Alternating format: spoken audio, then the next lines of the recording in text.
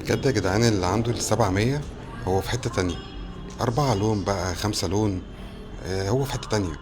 كان النهاردة عندنا معاينة لو انتوا شايفين كده يعني.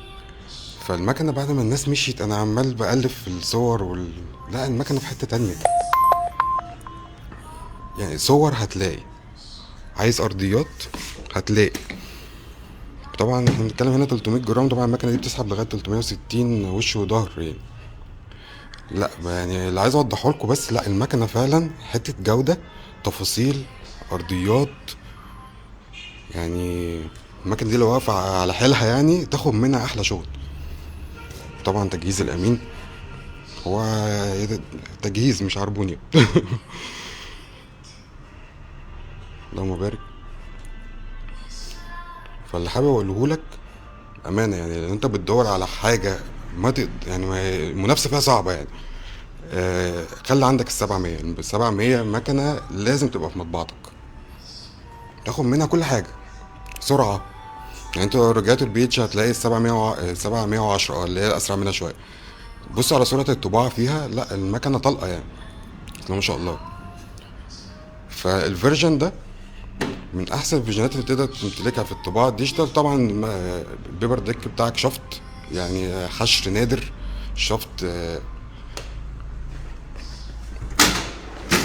ليكوا برضه الدرجة،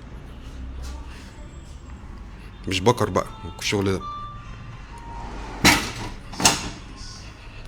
فربنا يبارك لصاحب النصيب. انا كنت لازم اوريكم التستات دي بصراحه، يعني انا نفسي انبهرت. طب انا هوريكم حاجه برضو بالمناسبه، يعني شايفين الصوره دي؟ هجيب لكم بقى دي 500. تمام طبعا يعني طبعا دي الجوده العاليه يعني. هجيب لكم ايه الطباعه بتاعتها وتيجي نقارنها بال700. مع ان ده ممكن ايه يضيع لي المكنه، بس انا هوريكم حاجه يعني. لو بصينا على الشعر اللي هنا، باختصار يعني دي جوده المكنه، دي جوده مكنه ال700 ودي ال500.